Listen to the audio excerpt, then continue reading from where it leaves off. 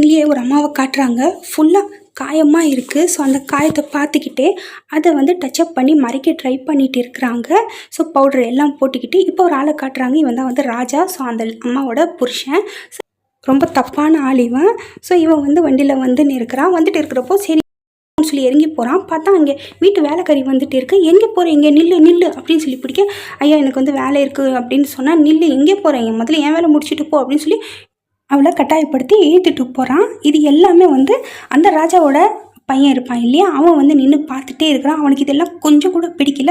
நல்லா கோவமாக வருது. ஆனால் அவனால் எதுவுமே பண்ண முடியாது. அப்பாவோட கேரக்டர் அந்த மாதிரின்னு சொல்லி அவனுக்கு நல்லாவே தெரியும். ஸோ கோவமாக அங்கேருந்து போயிடுறான்.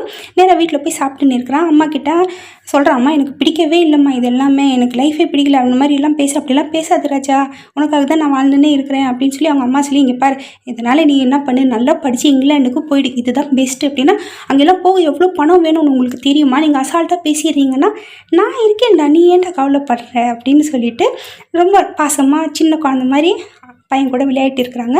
நைட் ஆன உடனே மறுபடியும் அந்த ராஜா வரான். இப்போ நமக்கு ஒரு விஷயம் புரியும். அவனோட சவுண்டு கேட்ட உடனே இந்த அம்மா காற்றுல இருக்கிற அந்த கம்பல் இதெல்லாம் கழட்டி வச்சிடுறாங்க.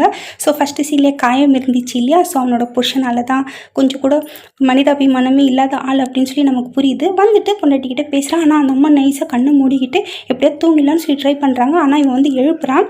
ஸோ எனக்கு வந்து நல்லா சந்தோஷமான நாள் இன்றைக்கி அப்படின்னு சொல்ல, அவன் ஏதோ கோவமாக சொல்ல, அப்படியே மூஞ்சி பிடிச்சிட்டு, எவ்வளோ திமிரு உனக்கு, என்கிட்ட இந்த மாதிரிலாம் பேசுறியா நீ, உன்னை நான் சும்மா விட மாட்டேன் அப்படின்னு சொல்லி அவகிட்ட கட்டாயப்படுத்தி தப்பாக நடந்துக்கிறான். இப்போ காலையில் காட்டுறாங்க, யாருக்கோ ஃபோன் பண்ணிகிட்டு இருக்க அந்த அம்மா.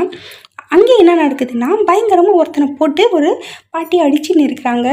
எங்கேருந்துடா வந்து தொலைகிறீங்க நீங்கள் எல்லாம், போங்கடா எங்கேருந்து, இன்னொரு வாட்டி இங்கே கால் எடுத்து வச்சு உன்னை அவ்வளோதான் உன்னை அப்படின்னு சொல்லி ஏகப்பட்ட பொண்ணுங்க எல்லாமே நின்றுட்டு இருக்கிறாங்க. ஸோ ஒரு தப்பான இடம் அப்படின்னு சொல்லி நமக்கு புரியுது.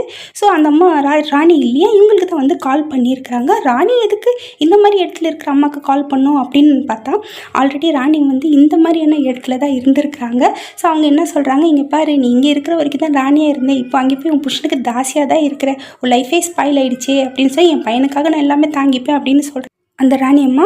அப்புறம் என்ன அங்கே பிரச்சனை அப்படின்னு சொல்லி கேட்க, பாரு எல்லா மிருகங்க தான் இங்கே வந்துடுறாங்க, ஏன் தான் இப்படி பண்ணுறாங்கன்னு தெரியல, இதில் பார்த்ததுக்கு ஒருத்தன் வந்துட்டு இங்கே இருக்கிற ஒரு பொண்ணுக்கு வியாதி பரவிட்டு போயிட்டான், நம்ம என்ன பண்ணுறது, எல்லாம் என் தலையெழுத்து அப்படின்னு சொல்லிட்டு புலம்பிட்டு இருக்கிறாங்க. ஸோ அதோட வந்து இவங்களோட கன்வர்சேஷன் வந்து முடிஞ்சு போச்சு. ஸோ காலையில் இந்த ராஜா வந்து ஏஞ்சி வந்து பார்க்குறான். அப்படியே ஷாக் ஆகிட்டு நின்றுட்டு இருக்கிறான். ஏன் அப்படின்னா, ஏதோ புது பொண்ணு வந்து வேலை செஞ்சுட்டு இருக்கிறா. ஸோ அந்த பொண்ணு நல்லா வேற இருக்கிறா, இந்த ஆள் பற்றி தான் நமக்கு தெரியும் இல்லையா. ஸோ அந்த பொண்ணை அப்படியே உத்து பார்த்துன்னு இருக்கிறான். பொண்ணு யார் நீ அப்படின்னு சொல்லி கொஞ்சம் நேரம் உத்து பார்த்துட்டு அப்படியே கேட்க, வணக்கம் ஐயா ராஜா சாப், நான் வந்து இங்கே வேலை செய்ய வந்திருக்கிறேன், எனக்கு ராணி அம்மா தான் வந்து இங்கே வேலைக்கு வச்சாங்க அப்படின்னு சொல்லி பேசிகிட்டே இருக்க. அப்படியா, உன் பேர் என்ன ஏதுன்னு சொல்லி விசாரிட்டு இருக்க. அதுக்குள்ளே வந்து ராணி அம்மா கூப்பிட்றாங்க, நான் வரேன் அப்படின்னு சொல்லிட்டு போக. ஆனால் இந்த ஆள் வந்து அப்படியே பார்த்துட்டே இருக்கிறான், நல்லா இருக்கிறாள் பொண்ணு அப்படின்னு சொல்லிட்டு. இப்போ வந்து பையனும் அப்பாவும் பேசிகிட்டு இருக்கிறாங்க. பையன் என்ன சொல்கிறான்னா, நான் வந்து இந்த மாதிரி இங்கிலாந்துக்கு போகணுப்பா அப்படின்னோடனே கடுப்பாயிடுறாரு. ஏன்டா இங்கேருந்து எல்லாமே பார்த்துக்கணும் அப்படின்னு பார்த்தா உங்கள் அம்மாவை பற்ற வைக்கிறாள் இதெல்லாம் சொல்லி கோவப்படுறதுக்குள்ளே அந்த வேலைக்காரி மறுபடியும் வந்துடுறா. ஸோ வந்துட்டா. ஸோ அவங்க கன்வர்சேஷனும் முடிஞ்சிச்சு. இப்போ வந்து இந்த ஆள் அந்த பொண்ணு வந்து துணியெல்லாம் துவைச்சிட்டு இருக்கா. அப்படியே நின்று ஊற்று பார்த்துட்டே இருக்கிறான். அந்த பொண்ணுக்கு இதெல்லாம் தெரியாது. ஸோ அவன் பார்த்துட்டே இருக்கிறது, அவன் சைலண்டாக அவன் வேலை பண்ணிகிட்டே இருக்கிறான். இப்போ நேராக வந்து போய் கேட்குற பொண்டாட்டிக்கிட்ட, ஆமாம் ஃபஸ்ட்டு வேலை செஞ்சுட்டு இருந்த பொண்ணு எங்கே, அவன் ஏன் வேலைக்கு வரல, இவளை ஏன் வச்சுருக்கிறேன்னா, அவளுக்கு நம்ம வீட்டுக்கு வேலை செய்கிறதுக்கு வச்சுட்டு இருந்தோம், நீ வந்து தப்பாக யூஸ் பண்ண அவள் எப்படி இருப்பா அப்படின்னு சொன்ன அடுத்த செகண்டே உனக்கு எவ்வளோ கொழுப்பு இருந்தால் இந்த மாதிரிலாம் பேசுவேன், எந்த இடத்துலேருந்து வந்தேன்னு சொல்லி நீ மறந்துடாத அப்படின்னு சொல்லி பயங்கரமாக கோவப்படுறான். ஸோ நமக்கு தான் தெரிஞ்சிச்சு இல்லையா எங்கேருந்து வந்திருக்காங்க. ஸோ ராஜான்றதால அங்கே போய்ட்டு பிடிச்சிருந்ததால இந்த பொண்ணை வந்து தாங்க ராணியாகவே ஆக்கி கல்யாணம் பண்ணி வந்துட்டாங்க போல இருக்குது. ஸோ இப்போ வந்து கோவமாக நிற்கா. வேலைக்காரி வரான். வந்துட்டு, ஐயோ அம்மா என்ன சூப்பரான அழகழகான சேரீ இருக்குது உங்ககிட்ட அப்படின்னா, அப்படியா அப்படின்னா ஒன்று எடுத்துக்கோ அப்படின்னா, ஐயோ எனக்கு வேணாம்மா உங்கள் சேரீயெல்லாம், நான் போய் எப்படின்னா அப்போ விட்டுடு அப்படின்னு சொல்ல, இல்லை நான் வந்து இந்த சேரீ எடுத்துக்கிட்டுமா அப்படின்னு சொல்லி டக்குன்னு எங்கே நம்ம வேணான்னு சொன்னால் வேணான்னு சொல்லி விட்டுடுவாங்களோன்னு சொல்லி அந்த சேரீ காட்ட, சரி எடுத்துக்கோ அப்படின்னு சொல்ல, ராணி இல்லையா பெரிய மனசு போல இருக்குது. ஸோ எடுத்து அவள் கட்டிக்கிட்டு, அம்மா நான் கட்டிக்கிட்டுமா அப்படின்னு சொல்லி கட்டிட்டு காட்ட, அப்படியே கொஞ்சம் நேரம் பார்த்துட்டு சிரிப்பு வந்துடுது அவங்களுக்கு. என்னடி கட்டி வச்சிருக்கிற, இது சேரீ கட்டுற லட்சணமாக, இது என்ன பாவாடை தாவணியா இது அப்படின்னு சொல்லிட்டு அப்படியே கிட்ட வராங்க. வந்துட்டு நான் கட்டி விடுறேன் அப்படின்னு சொல்லி கட்டி விட அந்த பொண்ணு அப்படியே பார்க்குறா, எவ்வளோ நல்லவங்க இவங்க, இவ்வளோ ராணியாக இருந்து கூட இவ்வளோ அன்பாக நடந்துக்கிறாங்களே அப்படின்னு சொல்லி. ஸோ அழகாக கட்டி விடுறாங்க. சாரி இப்படி தான் கட்டணும், ஸோ கற்றுக்கோ அப்படின்னு சொல்லி கட்டி விட அவளுக்கு இவ்வளோ சந்தோஷம். கண்ணாடியில் பார்த்து நானும் இவ்வளோ அழகாக இருக்கிறேன், நானும் எவ்வளோ சூப்பராக இருக்கிறேன்னு சொல்லி இவ்வளோ பெருமைப்பட்டு அவ்வளோ சந்தோஷப்படுறா. அவள் போன உடனே ராணியம்மா அப்படியே கொஞ்சம் நேரம் சைலண்ட்டாக நிற்கிற மாதிரி நமக்கு காட்டுறாங்க. அதுக்கப்புறம் அந்த பொண்ணு அதெல்லாம் நினச்சி ரொம்ப ரொம்ப சந்தோஷப்படுறா. இந்த மாதிரி இடத்துக்கு நம்ம வந்திருக்கிறோம் வேலைக்கு அப்படின்னு சொல்லி மறுபடியும் இந்த ராஜா வந்து ரூமுக்குள்ளே வரான்.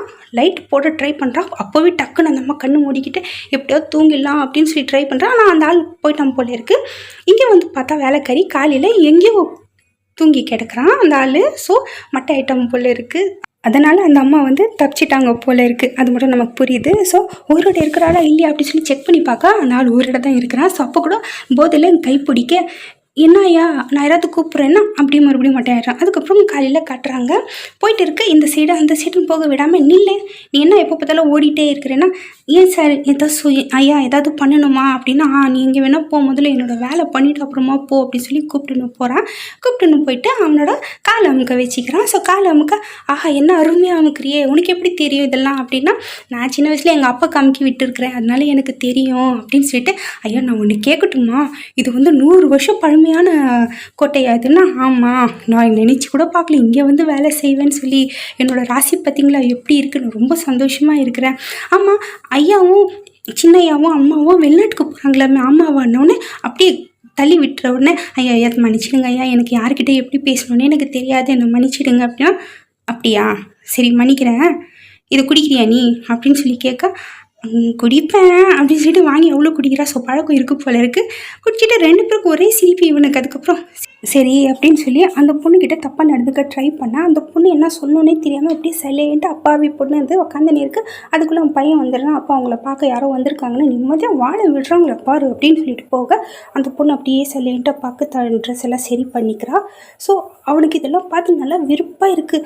நேராக அவங்க அம்மா கிட்டே போகிறான். போயிட்டு அம்மா நான் வந்து முடிவு பண்ணிட்டேன், இதுக்கு மேலே வந்து நான் இந்த இடத்துல வந்து இருக்க மாட்டேன், நீங்கள் சொன்ன மாதிரியே நான் நல்லா படிச்சுட்டு இங்கிலாந்துக்கு போகிறேன், ஆனால் நான் தனியாக போக மாட்டேன், உங்களையும் கூப்பிட்டுன்னு தான் போவேன், நாங்கள் 2 பேரும் அங்கே போயிட்டு நிம்மதியாக வாழலாம், அப்பா மட்டும் வேணாம் அப்படின்னு சொல்ல.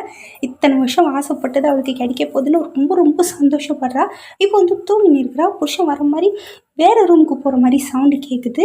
ஸோ அதுக்கு அப்படியே எல்லாமே கேட்டுட்டு சைலண்ட்டாக படுத்துகிட்டே இருக்கிறா. கொஞ்சம் நேரம் யோசித்து பார்க்குறா. ஸோ அந்த ரூம்குள்ளே போன உடனே அப்படியே திரும்பி படுத்துட்டு லைட்டாக ஸ்மைல் பண்ணுறா. ஸ்மைல் பண்ணிவிட்டு அவளுக்கு என்ன தோணுதுன்னு தெரியல. அப்போ தான் வந்து இவளோட சுயரூபம் நமக்கு காட்டுறாங்க. ஏஞ்சி போத்திக்கிறா.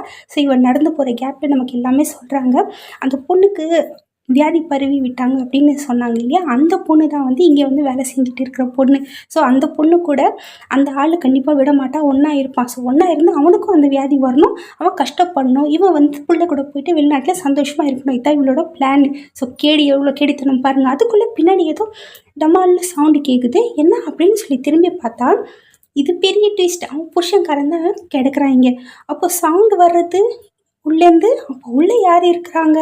ஏன்னா இந்த வீட்டில் இருக்கிற ஆம்பளைங்க 2 பேர் தான். ஒன்று பையன், ஒன்று புருஷன். ஸோ புருஷன் எதுவும் பண்ணல, புருஷன் தப்பிச்சிட்டான். அப்போது உள்ளே இருக்கிறது தன் பையன். ஐயோ என்னோட பழி வாங்குற எண்ணத்தால் என் பையனோட லைஃப்பை நாசம் பண்ணிட்டேனேன்னு சொல்லி நிற்கிறா. அவ்வளோதான். ஐ ஹோப் வீடியோ பிடிச்சிருக்கோம். பிடிச்சிருந்தா ப்ளீஸ் மறக்காமல் ஒரு லைக் பண்ணிவிட்டு போங்க.